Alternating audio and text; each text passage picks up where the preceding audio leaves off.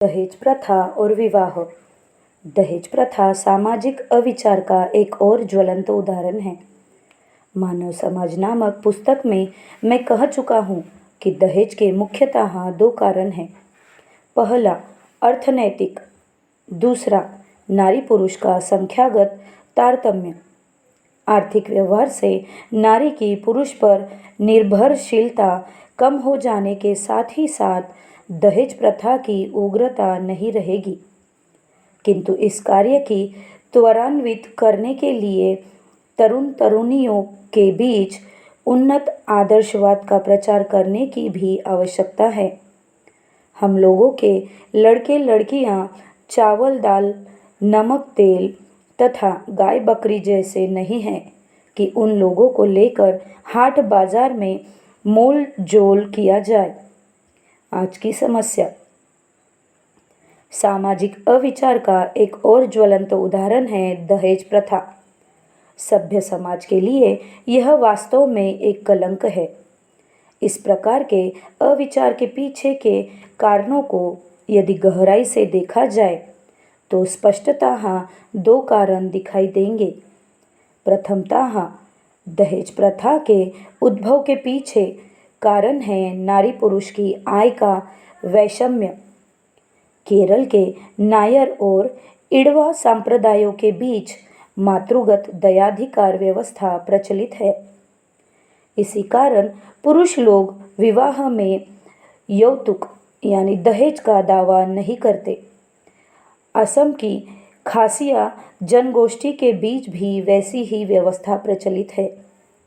ब्रह्मदेश में यद्यपि पितृगत कुल व्यवस्था का प्रचलन है, तथापि उस देश की महिलाएं आर्थिक मामले में स्वतंत्र है। इसीलिए वहाँ पुरुष ही महिलाओं को दहेज देकर ब्याहते हैं। द्वितीय कारण है समाज में नारी पुरुष का संख्यागत तारतम्य। यदि पुरुषों की संख्या अधिक हो तो नारियां यौतुक प्राप्त करेगी और नारियों की संख्या अधिक होने पर पुरुष यौतुक प्राप्त करेंगे।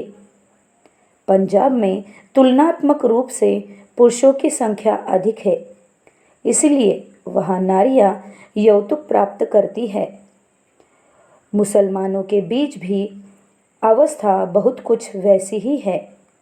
अभिजात्य का व्यर्थ अहंकार भी दहेज प्रथा का अन्यतम कारण है। तथाकथित अभिजात परिवार सोचा करते हैं, हमारा परिवार समाज का खानदानी परिवार है, इसीलिए मोटा दहेज पाने का हमें अधिकार है। समाज में प्रौढ़ की भावधारा का प्रचार प्रसार होने पर दहेज प्रथा का विलोप अवश्य घटित होगा। Talks on proud, proud in nutshell, part 15। लोगों के मन में कोई धारणा जब इस प्रकार बद्धमूल हो जाती है कि वे उस विषय में किसी प्रकार की आलोचना या युक्ति तर्क को कोई तरजीह नहीं देते, उसे कहते हैं हठधर्मिता। कहा जाता है कि रिलीजन या धर्ममत विश्वास की चीज़ होती है, उसमें युक्ति तर्क की गुंजाइश नहीं रहती। हमारे भारत में इस प्रकार के बहुसंख्यक धर्मांधी लोग हैं। अतीत में इस धार्मिक कट्टरता और धर्मोन्माद के कारण असंख्य सशस्त्र संघर्ष हो चुके हैं। बालों के एक मामूली गुच्छे के लिए हजारों हजार निरीह लोगों के प्राण गंवाए हैं। ऐसा सोचने में कितना खराब लगता है। ये धर्मोन्मादी लोग दूसरों के धार्मिक विश्वास की परवाह ही नहीं करते। इसके अलावा वे दूसरों की बातें सुनना पाप समझते हैं। एक तरह से वे पशु से भी अधम है, क्योंकि पशु कभी सांप्रदायिक विद्वेष का पोषण नहीं करते। इस प्रकार की धार्मिक अभिव्यक्ति में भौम सांसारिक भावप्रवणता ही उजागर है।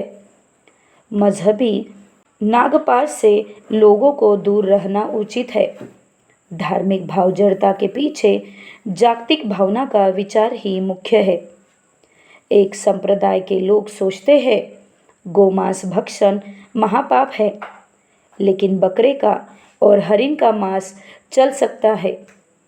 भारतीय हिंदू रमणियों की मांग पर सिंदूर व्यवहार करने की रीति धार्मिक भाव प्रवणता की अभिव्यक्ति है।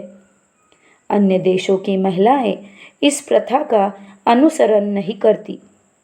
भारतीय नारियां यदि यह सिंदूर व्यवहार बंद कर दे तो उससे कुछ भी आता जाता नहीं।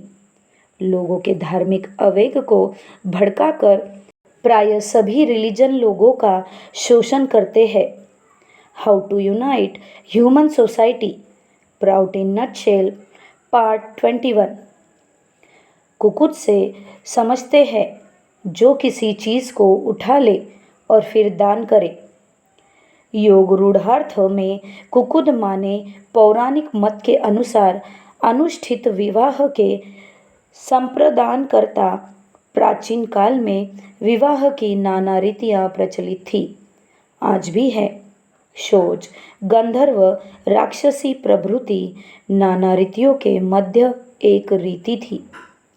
पीढ़ी पर सालंकारा कन्या उपविष्टा रहेगी। कन्या के अभिभावक उसे पीढ़ी सहित ऊपर उठाकर दान करेंगे और विवाहार्थी उसे ग्रहण करेंगे। संप्रदानकर्ता को कहा जाता था कुकुद, अर्थात जिन्होंने उठाकर दान किया, और जिन्होंने दान ग्रहण किया उन्हें कहा जाता था कुक, अर्थात जिन्होंने उठाई चीज़ को ग्रहण किया। यह संप्रदान मूलक विवाह आज भी उच्चवर्णीय मनुष्यों में कुछ प्रचलित है। यह अवस्था नारी के लिए सम्मान हानिकर है। नारी क्या चावल, दाल, नमक, तेल है कि उसे उठाकर दूसरों के हाथ में समर्पण किया जाए? नारी क्या मुर्गी या भिंडी है जो उसे बोरे में भरकर उठाकर और किसी को बेचा या दान किया जाए? यह अवस्था नारी के लिए अपमानकर तो है ही, इससे मनुष्य जाति की मर्यादा भी भूलुष्ठित होती है। मानवता तथा नव्य मानवतावाद की मौलिक नीति इससे लंघित होती है। विश्व के विचारशील मनुष्यों से मेरा अनुरोध है कि वे इस बात को अच्छी तरह सोच कर देखें और यह कदार्य प्रथा जिससे दूर हो उसके लिए सचेष्ट हो।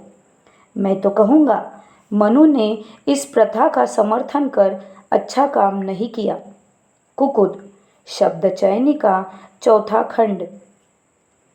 बंगाल में कहीं कहीं महिलाएं विवाह के पीढ़े पर बैठकर पान की डंडी ऊपर की ओर रखते हुए सुचाग्र भाग को नीचे की ओर रखकर एक बड़े बंगला पान द्वारा मुंह को ढक कर रखती है।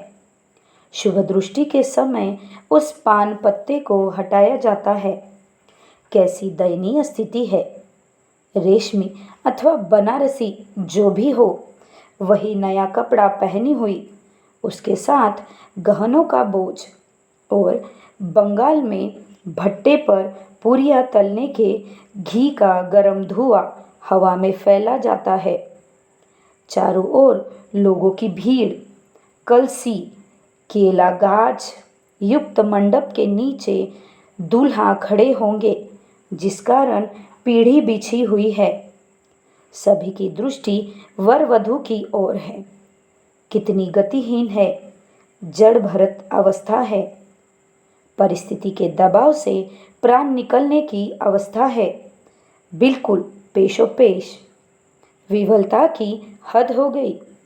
आज भी यह प्रथा है या नहीं पता नहीं है। यदि है तो वधू के लिए यह काफ़ी क्लेशदायक अवस्था है। गजस्य शब्द चयनी का 16वां खंड।